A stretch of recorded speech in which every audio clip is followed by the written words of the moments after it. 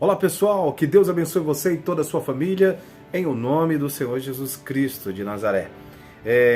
Na segunda de João, no capítulo 5, do verso 14 em diante, fala sobre a eficácia da oração. A oração ela tem poder para mudar a situação mais difícil que você possa imaginar. Pode ter a certeza disso. Talvez você esteja passando por alguma situação que nesse momento o seu pensamento é que não vai ter mais jeito, que ninguém pode te ajudar a resolver essa situação. As tuas forças, os teus pensamentos, a tua sabedoria, o teu conhecimento não pode te tirar dessa situação que você está vivendo. Mas eu quero falar com você hoje acerca da oração e dizer para você, afirmando com toda certeza, que a oração ela tem muito em seus efeitos. Ela muda a história daquele que se humilha na presença de Deus. A oração ela pode mover sim a situação que você está vivendo e trazer uma existência de libertação, uma existência de transformação para a sua vida. Em algum tempo da minha vida eu passei por muitas situações que eu não conseguia de maneira alguma me livrar daqueles problemas que eu havia me enfiado. A Bíblia diz que um abismo chama outro abismo, então cada abismo vai te levar em outro abismo e mais profundo do que você está vivendo. E se você lembrar, olha, profundamente em seu coração do arrependimento, você deve buscar sem cessar, através de oração, através de arrependimento, claro, através do jejum. Se você busca, você encontra, porque a Bíblia diz que aquele que bate, a porta se abre. Pode ter a certeza, Deus quer libertar você. Então aqui, no verso 14, fala sobre a eficácia da oração e diz: e esta é a confiança que temos nele, que se pedimos alguma coisa, segundo a sua vontade, ele nos ouve. Olha só, se você pedir alguma coisa para Deus, segundo a vontade dele, pode ter certeza que ele te ouve. Agora não adianta você pedir algo contrário, sabe? Eu vejo muitos homens hoje levantando um exército ou vários exércitos em oração para fazer aquilo que Deus não mandou fazer. E ainda usando o nome de Deus, né, que Deus mandou fazer tais coisas, que Deus mandou fazer isso e fazer aquilo, e eles movem multidões de pessoas em oração em prol daqueles projetos que não veio de Deus, porque Deus não vai contra a sua palavra. Então preste muito bem atenção quem você está servindo, se você realmente está servindo a Deus, se você realmente está em oração, num propósito de oração, pedindo aquilo que está na vontade dele. Preste bem atenção nisso, porque se você está em campanhas e campanhas, se você está em projetos e projetos de oração, pedindo a Deus algo que não está condizente, ou seja, que não está a favor da palavra do Criador, saia disso, em nome de Jesus. Se arrependa dessas práticas, porque isso pode te levar a ruínas. Se arrependa dessas práticas, porque isso pode te levar à morte. Eu conheço alguns atos do comunismo dentro da igreja, no meio do povo de Deus. Existem alguns líderes, né, com práticas do comunismo dentro da igreja. Eles tratam as pessoas como objetos, eles levantam a sua voz com pretextos de cuidar dessas pessoas, com pretextos de ajudar essas pessoas, mas na verdade são lobos devoradores. São lobos devoradores, homens que foram levantados como profetas, que não são verdadeiros profetas, são falsos profetas. São homens que eles têm por obrigação deles mesmos levantar fundos para enriquecimento próprio. Então, são homens que estão em busca de conhecimento, são homens que estão em busca de fama, são homens que estão em busca de dinheiro. São falsos profetas. E esses falsos profetas, eles não vão, herdar o reino de Deus. Eles não vão herdar os céus, porque eles vivem na falsidade. Eles até usam a palavra, eles até exortam as pessoas, mas eles mesmos, eles não vivem o que falam. Então, eu conheço alguns falsos profetas que eles batem muito contra alguns tipos de pecado. E se você for analisar a vida dessas pessoas, eles estão lá no pecado e não reconhecem que são pecadores. E não reconhecem. Eles se tagem como santos. Eles se tagem como pessoas que eles são purificados e os outros são lixos. Eu quero dizer para você que todos nós somos pecadores. Todos nós precisamos de arrependimento. Todos nós precisamos de mudança, de transformação. Busque no íntimo do teu ser a mudança. Busque em seu coração o arrependimento. Se transforme na presença de Deus. Em o nome de Jesus. Não seja falso, não seja mentiroso, não seja enganador, não seja pretensioso, não seja daqueles que simplesmente está conduzindo um rebanho para si próprio, escravizando as pessoas para si mesmo, para obter lucros. Abandona isso, em o nome de Jesus, porque essa tua oração, esse exército que tu levantou para orar em prol de um projeto que não veio da vontade de Deus, isso serve para a tua própria morte, isso serve para a sua perda, isso serve para a sua própria destruição. Então, aqui no verso 15 diz: e se sabemos que nos ouve em tudo o que pedimos, sabemos que alcançamos as petições que lhe fizemos. Então, Deus nos ouve quando nós pedimos aquilo que é da vontade dele.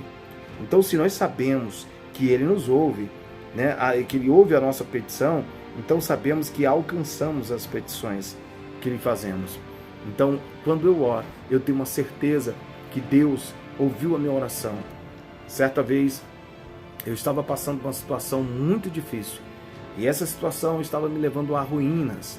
Essa situação estava me levando a um modelo de vida que não era o modelo de vida que eu realmente queria.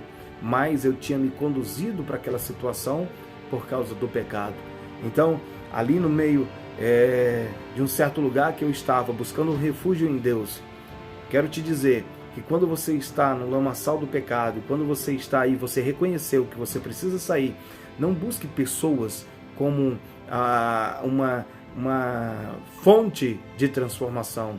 Não olhe para pessoas, olhe para Cristo.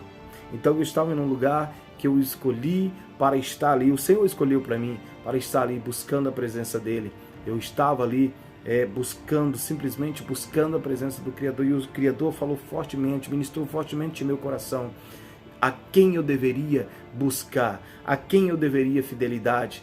Então, isso eu fiz, comecei a fazer, e Deus ministrou no meu coração que aquilo não era para a morte, que aquilo não era para a perdição, que aquilo não era para destruição, aquilo era para uma transformação. E quando Deus ministrou em meu coração o que eu deveria fazer para poder aquela situação ser retomada, ser contornada e Deus entregar novamente aquilo que tinha sido retirado de mim, eu humildemente reconheci o meu pecado, reconheci o meu erro e chorei na presença do Criador e segui aquela direção e deu tudo certo. Por isso eu estou aqui falando para você, a situação que você está vivendo hoje pode ser a pior das situações, mas se você não cometeu um pecado para a morte, se você não cometeu um pecado contra o Espírito Santo, se você não blasfemou contra o Espírito Santo de Deus, tenha certeza no seu coração, tenha certeza no teu espírito agora, que há jeito para você, que ainda há oportunidades em Deus na sua vida. O Criador, Ele pode mudar a tua história, somente Ele pode mudar a tua história. Mas é importante você ter amigos, é importante você ter pessoas também que possam te ajudar. Mas não foque, não coloque essas pessoas como centro de tudo na sua vida. Por favor, pense nisso. Busque a presença do Criador em arrependimento. Porque aqui no verso 16 diz: se alguém vir seu irmão cometer pecado que não é para a morte, orará e Deus dará a vida àqueles que não pecarem para a morte. Há pecado para a morte, e por esse não digo que ore. Então olha só, se você conhece alguém que pecou, se você conhece alguém que caiu, e esse pecado, e não foi uma blasfêmia contra o Espírito Santo, ele não pecou para a morte, então ele precisa de ajuda, ele precisa de socorro. Ajude essa pessoa, ajude, estende a mão, ajude ele a se limpar dessa lama, ajude ele a tirar esses carrapichos, ajude ele a se levantar novamente, porque é uma joia preciosa, porém falta ser lapidada. Ajude essas pessoas, ajude, porque Deus vai transformar a vida deles. E depois você vai ver o quanto valeu a pena você ter ajudado essas pessoas ou essa pessoa se levantar. Se é um pecado para a morte, aqui está dizendo não ore. Não ore, nós precisamos ter discernimento. O Criador está nos chamando para um discernimento. Para um discernimento. Não é qualquer pessoa que nós devemos ajudar. Isso é muito forte em oração. Não é qualquer pessoa que nós devemos orar em oração. Aqueles que pecaram para a morte, aqueles que blasfemaram contra o Espírito Santo. Infelizmente, nós não precisamos, não devemos, não podemos perder tempo com isso. Agora não vamos julgar, né? Não vamos julgar porque nós não sabemos o coração das pessoas. Nós não sabemos o que se passa no coração, no íntimo dessas pessoas. Então nós precisamos ter discernimento para nós compreendermos a quem nós devemos abraçar, a quem nós devemos, né, nos unir para ajudar essas pessoas a se levantarem. Então há muitos necessitados aí da tua volta, pessoas que pecaram, pessoas que saíram da presença de Deus, mas reconhecem que está no erro e precisa mudar, precisa voltar. Ajude. Não pegue um pau e termine de espancar essas pessoas. Eu conheço eu vou citar simplesmente um homem que ele recebe pessoas, que ele conhece pessoas que estão precisando de ajuda, que estão precisando de apoio, que estão precisando se levantar, e ele entra como uma pessoa, um instrumento para ajudar essas pessoas, e infelizmente ele trata essas pessoas como um lixo, como um cachorro, e começa a espancá-la, começa a judiar dessas pessoas cada vez mais, começa a deteriorar o caráter dessas pessoas, que às vezes já está bem pouquinho, mas ele começa a destruir essas pessoas, pensando que ele é que vai construir um novo caráter nessa pessoa, que ele é que vai transformar essa pessoa. É engano, é mentira. Então, é um homem que vive nessa prática, e ele vai pagar um alto preço por causa dessa prática que não é condizente com a palavra. Estendei a mão ao necessitado. Estendei a mão para ajudar o caído. Ajude o caído a levantar. Tire aqueles que estão presos da prisão. Tire eles, aqueles que estão com jugo sobre si, mas que busca, que clama pela presença do Criador. Estenda a mão e ajude essas pessoas. Não mate, não destrua, não acabe com o pouquinho que ela tem. Então, se arrependa. Eu devo me arrepender cada vez mais. Quando eu comecei a entender sobre o arrependimento, quando eu comecei a entender que eu precisava buscar mais a presença do Criador, me diminuir e viver a presença do meu Pai, do meu Criador, eu vi assim automaticamente, né? Automaticamente a minha mente ser clareada, os meus olhos se abrirem para eu enxergar aquilo que eu precisava enxergar para prosseguir na caminhada, para prosseguir na presença do Criador. E nós estamos vivendo um tempo que há muitos soldados caídos, há muitos homens de Deus que foram feridos, há muitos homens de Deus que foram julgados, há muitos homens de Deus que foram rejeitados, que foram abandonados porque tropeçaram no meio do caminho e eles não conseguiram encontrar uma mão amiga. Mas eu quero te dizer neste momento, se você está vivendo isso, se você é um soldado ferido, foi esquecido no meio do caminho, preste atenção, todos podem esquecer você, mas o teu alvo tem que continuar sendo o Criador. Porque se você entende isso, Ele está contigo em todas as jornadas. Pode o mundo inteiro te esquecer, pode a tua mãe te rejeitar, mas Ele não te rejeita, Ele não te abandona, Ele não te despreza, Ele te pega, Ele te lapida, Ele te limpa, Ele te lava, Ele te bota vestes novas, Ele faz de você uma nova criatura. Ele transforma você e faz com que você possa proclamar o nome dEle entre as nações, sabe? Então espere este momento em Deus, busque a presença dEle, não busque em pessoas. Mas se você conhece alguém que está precisando de apoio, de ajuda, que está precisando se levantar novamente, não vire as costas para essas pessoas.